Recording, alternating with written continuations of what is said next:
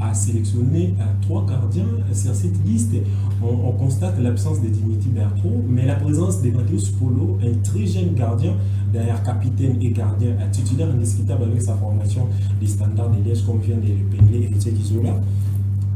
Est-ce de Sabreto obligé de prendre un Polo aussi jeune, de laisser Berthaud, qui est déjà un habitué de l'équipe nationale, pouvait aller à la compétition, même si ce ne sera pas un titulaire, mais au moins d'être là. Il connaît le rouage de l'équipe nationale depuis pas mal des années déjà. Merci beaucoup. Innocent, vous savez, l'analyse que nous allons faire ici ne changera en rien tout d'abord les classements ou encore les convoqués que M. Sébastien Desabre a pu faire.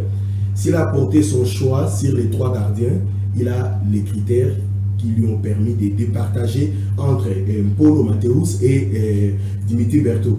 Là, je suis un peu sévère parce que quand Héritier Kizola parle de club, on a vu Chancel Mova qui n'avait pas un club, mais qui était toutefois rappelé au niveau national. Et là, c'est Berthaud. Moi, je pense que c'était un peu trop dur. Parce que là, on a déjà Mpassi qui est un jeune gardien. Nous avons aussi l'autre gardien, Timothy Fayoul aussi, qui est aussi un autre gardien, jeune aussi.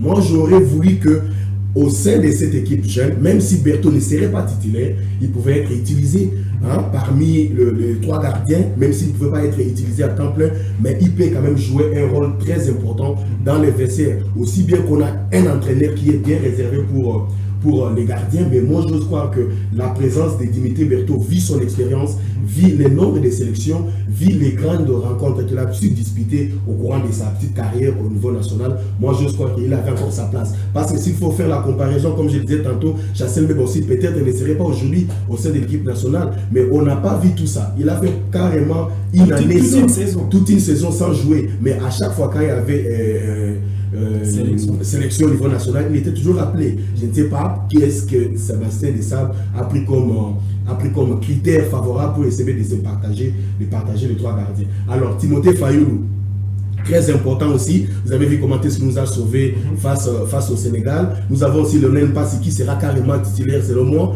Et il y a aussi un Polo qui a fait du côté de son club, ne joue pas du côté deuxième gardien. Exactement, vous l'avez dit si tantôt là, mieux vaut être dans un club où tu ne joues pas, mais quand même tu participes aux entraînements. Là, ça vous laisse un peu une petite forme. Aussi bien que Paul Opéra pourra aussi faire des bonnes histoires malgré sa jeunesse, c'est sa première participation. J'ose croire qu'il aura beaucoup à prendre pour aussi servir la nation congolaise dans les années à venir. Très bien, les sabres sanctionnés ou traités d'être trop sévères.